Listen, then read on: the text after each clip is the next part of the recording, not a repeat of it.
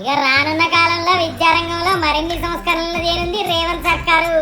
ఇక మా బీఆర్ఎస్ ప్రభుత్వం కూడా మస్తు తెచ్చింది. అందులో కొత్త ఏమున్నది చెప్పు. మీ హయాంలో గురు పూజోత్సవం చేయకపోతుంది, స్కూళ్లను పట్టించుకున్న దాఖలాలే కనిపించకపోయా. రేవంత్ అన్న వచ్చినాక పరిస్థితులు పూర్తిగా మారుతాండు.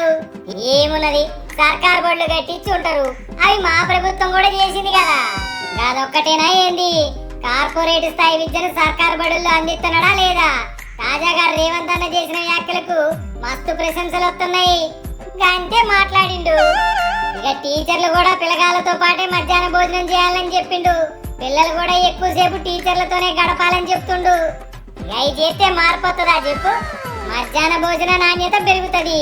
ఇక పిల్లగాళ్ళకి కమ్యూనికేషన్ పెరుగుతుంది టీచర్లతోటి. పిల్లగాళ్ళ ఇబ్బందులు ఏందో తెలుస్తాయి, డౌట్లు క్లియర్ అవుతాయి. ఇక మంచిగా చదువుకుంటారు కూడా. ఇదేదో మంచిగున్నది. నిజంగా ఇది జరిగితే పిల్లలు మంచిగా చదువుకుంటారు. అందుకే రేవంత్ అన్న సర్కారు విద్యారంగంలో సంస్కరణలు తెస్తుందని చెప్తున్నా.